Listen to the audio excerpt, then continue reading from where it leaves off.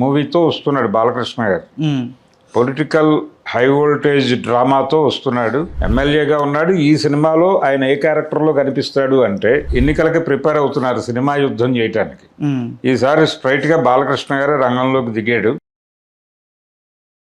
టాలీవుడ్లో మరో mass and crazy combo అయితే ఫిక్స్ అయినట్టు తెలుస్తుంది. అది ఎవరిదో కాదు, బాలయ్య బాబు అండ్ కొరటాల శివ దర్శకత్వంలో వస్తున్న NBK 112 ఈ మూవీ నిన్న ఒక ఫిక్స్ అయిందని అయితే తెలిసింది.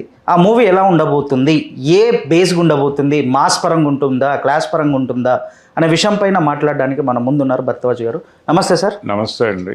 సార్, మాస్కి కనుల పండుగ అయిన బాలయ్య బాబు గారితో కొరటాల శివ దర్శకత్వంలో మూవీ ఫిక్స్ అయిందని చెప్పి నిన్న తెలిసింది. ఎంతవరకు వెళ్ళబోతుంది ఏంటి సార్ ఇది? అంటే అది పొలిటికల్ మూవీ. ఉమ్, పొలిటికల్ మూవీ అంటే ప్రజల్ని ఇబ్బంది పెడుతున్నటువంటి ఒక సోషల్ ఇష్యూ మీద ఉమ్, అధికారంలో ఉన్న వ్యక్తి ఉమ్, తన 10 అడుగులు దిగి ఉమ్, జనంతో కలిసి ఉమ్, ఆ సోషల్ ఈవిల్ని సమాజం నుంచి తరిమివేయటం, ఉమ్, ఇది స్టోరీ. ఉమ్, కొరటాల శివ రాసుకున్న కథ. ఉమ్, అంటే అది ఆయన ఒక లైన్లో చెప్పేసుకున్నాడు.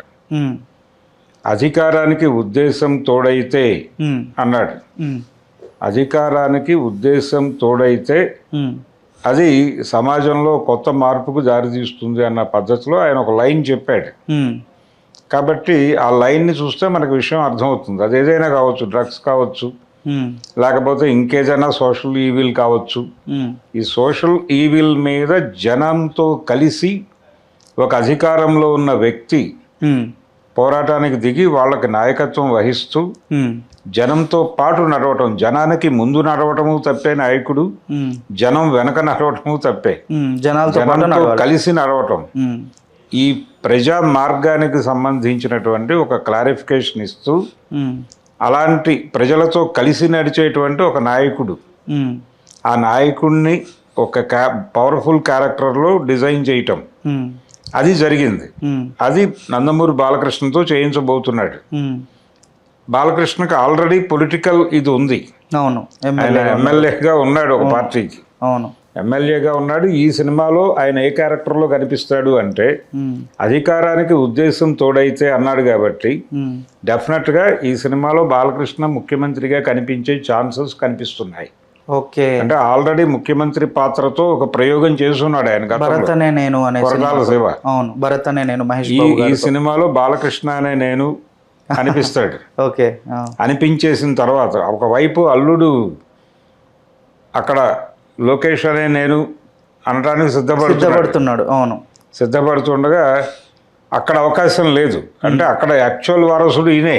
ఉమ్, ఏది ఆ పార్టీ పెట్టిన నందమూరి తారక రామారావు గారి కుమారుడిగా ఈయన అక్కడ అనాల్సిన డైలాగ్ని అవును, ఇక్కడికి షిఫ్ట్ చేసుకున్నాడు. సినిమాలో అనిపిస్తున్నారు. సినిమాలో అనిపిస్తున్నారు, అక్కడేమో ఈయన తరఫున అల్లుడు గారు ఉమ్, అంటున్నాడు. ఉమ్, కాబట్టి అల్లుడు గారు అక్కడ చేస్తున్నటువంటి పెయిన్ మర్చిపోవటానికి మామగారు ఇక్కడ ప్రమాణ స్వీకారం చేసే అవకాశం ఉందేమో అనిపిస్తోంది. పెయిన్ ఎందుకుంటే సార్, అల్లుడేగా. అల్లుడు అంటే మన చేతిలో ఉన్నట్టే కాదు ఇక్కడ ఉన్నట్టే. ఈయన వాళ్ళ చేతిలో ఉన్నాడా, వాళ్ళు ఈయన చేతిలో ఉన్నారా అనేది ప్రపంచానికి తెలుసు. ఆ గొడవ పక్కన పెట్టేస్తే బాలకృష్ణ గారు ముఖ్యమంత్రి పాత్రలో కనిపించబోతున్నాడు అనేది కాన్షియస్గా అనుకోవచ్చు. కనుక ఒక కొత్త తరహా క్యారెక్టర్, ఆయన ముఖ్యమంత్రిగా ఉండగా ఒక సోషల్ ఇష్యూ బ్లాస్ట్ అవుతుంది. బ్లాస్ట్ అయిన తర్వాత ప్రతిపక్షాలు ఇవన్నీ కూడా ప్రభుత్వ చేతకానితనం మీద దాడులు చేయటం మొదలు పెడతారు. యాక్టివ్ అపోజిషన్ అనేది కరెక్ట్ కాదు, కన్స్ట్రక్టివ్ అపోజిషన్ లేదు ఈ రాష్ట్రంలో అనే పద్ధతిలో సినిమా మొదలవుతుంది. మొదలై అసలు రాజకీయ పార్టీలు ఎలా ఉండాలి దగ్గర నుంచి క్లాసులు మొదలై అక్కడి నుంచి పబ్లిక్ ఇష్యూ కోసం నేను రోడ్డు మీదకి వస్తున్నాను, జనంతో కలిసి నేను ఫైట్ చేస్తా అని చెప్పి ఈయన జనంలోకి వచ్చేస్తాడు. ఓకే. అంటే ఈ ముఖ్యమంత్రికి ఉండే ప్రోటోకాల్స్ ఇవన్నీ పీకేసి వచ్చి కూర్చుంటాడు. ఇప్పుడు మనం గతంలో అర్జున్ సినిమా చూసాం, శంకర్ డైరెక్షన్లో వచ్చిన ఆయన ముఖ్యమంత్రి అయ్యి ఒకరోజు ముఖ్యమంత్రిగా చెలరేగిపోయి అవును అధికార యంత్రాంగాన్ని అధికార పార్టీని ముప్పతిప్పలు పెట్టడం అనేది చూసాం. ఇక్కడ ప్రతిపక్షాన్ని ముప్పతిప్పలు పెట్టే ఛాన్సెస్ కనిపిస్తున్నాయి ఈ సినిమాలో. అంటే బాలకృష్ణ హీరోగాను జగన్ విలన్ గాను కనిపించే అవకాశం ఉంది సినిమా. అదే నా క్వశ్చన్. లైక్ ఏంటిదంటే సార్, అపోజిషన్ పార్టీని విమర్శలు చేసేటి ఏమన్నా అంశాలు లైక్ అలాంటి సన్నివేశాలు ఉండబోతున్నాయి. అదే కాన్ఫ్లిక్ట్. అపోజిషన్ని కూడా పక్కకి నెట్టి ప్రజలతో కలిసి తానే సర్వం సహా నాయకుడై నిలబడటం అనే కార్యక్రమంలో భాగంగా జగన్ విలన్గా, బాలకృష్ణ గారి క్యారెక్టర్ హీరోగా. అంటే బాలకృష్ణ గారి క్యారెక్టర్ అంటే ముఖ్యమంత్రి, ఆ ముఖ్యమంత్రి ఎవడు లోకేష్ బయట జీవితంలో. కనుక లోకేష్ కోసం, లోకేష్ తరపున తీసే సినిమాగా కూడా దీన్ని చూడొచ్చు. అంటే సార్ ఇప్పుడు ఆయన స్ట్రేచర్ని పెంచేది గాను, ఆ టైంలో ప్రతిపక్షంగా ఉన్నటువంటి జగన్మోహన్ రెడ్డిని తగ్గించే పద్ధతిలో కూడా సినిమా ఉండొచ్చు. ఆ రకమైన డిజైన్ ఉండొచ్చు. ఈ సినిమా జనవరిలో రిలీజ్ అవుతుంది అంటున్నారు. 2027 జనవరిలో రిలీజ్ అంటున్నారు. ఇప్పుడు గోపీచంద్ మలినేనితో సినిమా చేస్తున్నాడు బాలకృష్ణ. అది దసరాకి పడిపోతుంది అంటున్నారు. దసరాకి ఈ సినిమా, సంక్రాంతికి ఆ సినిమా. కాబట్టి సంక్రాంతికి పొలిటికల్ మూవీతో వస్తున్నాడు బాలకృష్ణ గారు. పొలిటికల్ హై వోల్టేజ్ డ్రామాతో వస్తున్నాడు.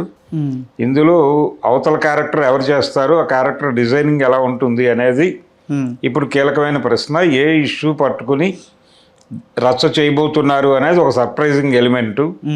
ఈ ఎలిమెంట్స్ని సినిమాలోకి వెళ్ళాక రివీల్ చేస్తాడు ఆయన. సో బాలకృష్ణ గారు చేయబోతున్న పొలిటికల్ సినిమా, ఆయన ముఖ్యమంత్రి పాత్రలో కనిపించబోతున్నాడు. ప్రతిపక్ష నాయకుడి పాత్రలో జగన్ కనిపించబోతున్నాడు. అంటే జగన్ని పోలిన క్యారెక్టర్ ఏదో ఉండబోతోంది అనేది అనుకోవచ్చు. కనుక తెలుగుదేశం పార్టీకి రాజకీయంగా ఉపయోగపడే కథగా ఈ సినిమా నడక ఉండబోతోంది అనేది అర్థమైంది. సార్ అంటే నాదొక డౌట్ ఏంటంటే సార్, జగన్నే టార్గెట్ చేస్తారా, ఇటు ఆంధ్రాకి వెళ్ళి వచ్చి రేవంత్ రెడ్డిని కూడా టార్గెట్ చేసే అవకాశం? అది టోటల్గా జగన్ క్యారెక్టర్ని టార్గెట్ చేసే ఛాన్సే కనిపిస్తోంది. ఓకే. కనుక మళ్ళీ ఎన్నికలకి ప్రిపేర్ అవుతున్నారు సినిమా యుద్ధం చేయటానికి. ఈసారి స్ట్రైట్గా బాలకృష్ణ గారే రంగంలోకి దిగాడు. బాలకృష్ణని ఆ తరహా పాత్రలో చూపించడం ద్వారా లోకేష్ ఎస్టాబ్లిష్ అవటానికి ఒక పునాది వేసేటువంటి ఉద్దేశంతో ఈ సినిమా మొదలుపెట్టినట్టుగా అనిపిస్తోంది.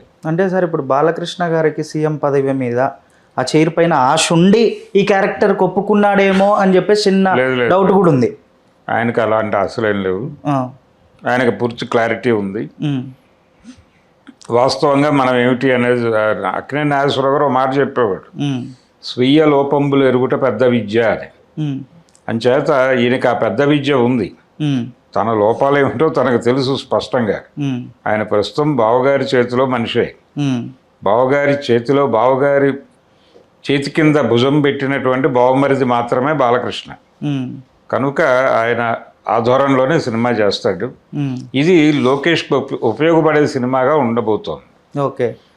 వాళ్ళిద్దరికి అంటే తెలుగుదేశం పార్టీకి ఉపయోగపడే ఒక సినిమాని కొద్దో గొప్ప కమ్యూనిస్టు బ్యాక్గ్రౌండ్ ఉన్నటువంటి ఫ్యామిలీ నుంచి వస్తున్నటువంటి కొరటాల శివ చేయటం ఒక విశేషం. అంత తీసుకెళ్ళగలడా సార్ కొరటాల శివ? అంటే తనకి గతంలో తన ప్రతి సినిమాలోనూ రాజకీయాలు ఉంటాయి. రాజకీయాలు లేకుండా ఆయన సినిమా చేయడు.